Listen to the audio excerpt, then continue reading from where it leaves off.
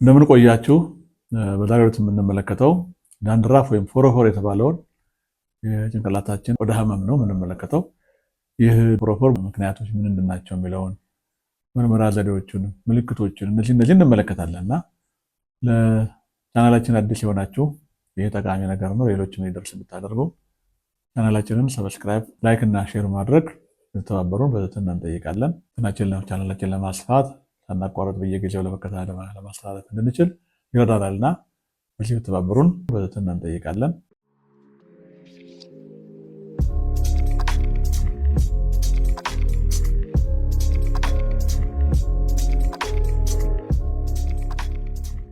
ዳንድራፍ ወይም ፎሮፎር በተለያዩ ሰዎች ላይ የሚከሰት የሚፈረፈር ወይም የሚላላጥ የሚያሳክክ ነጭ ወይም ቢጫ መፈሳሽ ያለው ወይም ደረቅ ቆዳ እንዲሁም የቀላና በአብዛኛው ጭንቅላታችን ቆዳ የሚያጠቃና ወደ ፊታችንና ደረታችን ላይ የሚከሰት እንዲሁም ከሰው ወደ ሰው የማይተላለፍ ነው። ፎሮፎር አይተላለፍም ከሰው ወደ ሰው። ምክንያቶቹ አንደኛ የተቆጣ ዘይታማ ቆዳ ሲኖር፣ ደረቅ ጭንቅላት ቆዳ በተለይ በቀዝቃዛ ወቅት፣ የፈንገስ ተዋሲያን በብዛት መጨመር፣ ፀጉራችን ላይ ውስጥ ለፀጉር የምንጠቀማቸው ምርቶች ያለመቀበል፣ ጭንቅላታችን ቆዳ እነዚህ ለፀጉር የምንጠቀማቸው ነገሮች አለመጠቀም ሲኖር እንዲህ አይነት ነገሮች ይመራሉ። ሌሎች የቆዳ ህመሞች እነዚህ ፎሮፎርን ሊያስከትሉ ይችላሉ። አጋላጭ ምክንያቶቹ አንደኛ በእድሜ ወጣት መሆን ነው። በተለይ ወንዶች በብዛት በዚህ ይጠቃሉ። የመከላከያ ስርዓታቸው ወይም አውቶሚዩን የሚባለው እነዚህ መከላከያ ስርዓታቸው ደካማ ሲሆን እነዚህ ህመም ይጋለጣሉ። ከፍተኛ የሆነ ጭንቀትና የአየሩ ጸባይ ቀዝቃዛ መሆን ይህንን እንዲከሰት ያደርጋል። ምልክቶቹ ነጭ ወይም ቢጫማ የሆኑ ተሰባበሩና የተፈረፈሩ የቆዳና የፀጉር ብናኞች በፀጉርና በትከሻ ላይችን ላይ ስናይ እና በጥርም ቢሆን ስነካካው አንዳንድ ጊዜ በጣም ማሳከክ ይኖረዋል። ደረቅና የሚቀላ የፀጉር ቆዳ ይኖራል።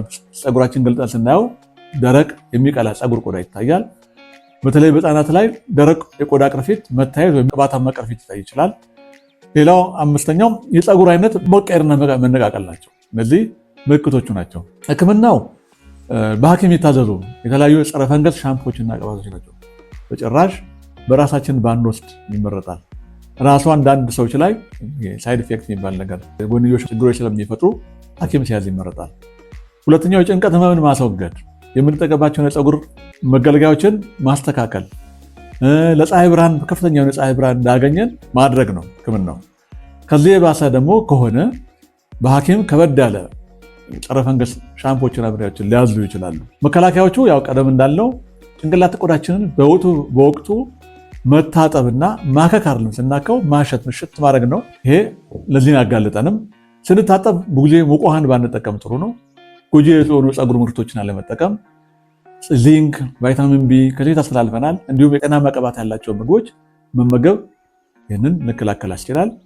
በተቻለ መጠን ጭንቀትን ማስወገድ፣ ለፀሐይ ጨረር በከፍተኛ ደረጃ ለመጋለጥ ጥረት ማድረግ። ወንዶች ኮፍያ ወይም ደግሞ ጥላን በእንዲዛ አስነወር አይደለም፣ ሴቶችም እንደዛው። ከዚህ ሌላ የፎሮፎር ልክ የሚመስል ህፃናት ላይ የሚከሰት ነገር አለ።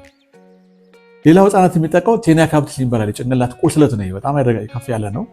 ይህ ህመም በጣም ተላላፊና የጭንቅላት ቆዳና የፀጉር መብቂያ ቀዳዳዎችን የሚጎዳ ህፃናት ላይ የሚከሰት በብዛት የሚታይ ነው። ምክንያቱም ደርማቶፋይት ፋንጊ የሚባል የፈንገስ ዝርያ አለ።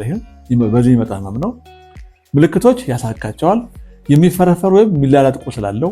የሚነፋፋ እብጠት መሰለ ቆዳ ቁስል አለ። ስናየው ተነፋፍቶ ግን ያልፈነዳ ማለት ነው። አራተኛው የፀጉር መነቃቀልና መርገፍ ነው። ሽታ ያለው ቁስል አለው። በአካባቢ ያለው እጢዎች እዚህ አንገታችን ላይ ስላሉ ጭንቅላታችን ውስጥ ያሉ እጢዎች አሉ። እነዚህ ሊምፋቲክ ኖድስ የሚባሉ አሉ። እነዚህ ሲያብጣሉ በተለይ ኃይለኛ የህመም ስሜትና የተቆጣ ያበጠ ቆዳ ይታያል። እነዚህ ምልክቶቹ ናቸው። ህፃናት ላይ ይተላለፋል። ምንም ነገር እንትን አትበሉ፣ ይተላለፋል። ቤት ውስጥ አንድ ልጅ ከተነካ ሌላው ልጅ አዋቂ ላይ ሊተላለፍ ይችላል። ምርመራው አካላዊ ምርመራና ቁስሉ ናሙና መውሰድ ካልቸራል ምርመራ ማድረግ ምርመራ የሚደረገው ብለው ፈንገሱን ነው። ህክምናው በሐኪም የሚታዘዙ በአፍ የሚወሰዱ ከ1 እስከ 3 ወራት ቢደርሱ ታብሌቶች አሉ። ይህንን ሐኪሞች ናቸው የሚያዙት።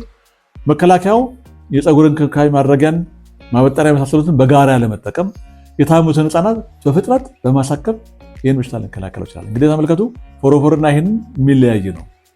በተለይ ህፃናት ላይ የሚያጠቃው ፎሮፎር ላይሆን ይችላል። ፎሮፎር ነው ብለን ሳንታገስ ቶሎ ወይም ሳንቆይ ብናሳክማቸው ቤት ውስጥ ያለውን ተላለፍ ልንቀንሰው እንችላለን። እነዚህ በጭንቅላታችን የሚፈጠሩ የፀጉር ህመሞች ናቸው። ለዛሬው ያለ ይሄን ነው። አሁንም በድጋሚ እናሳስባቸዋለን።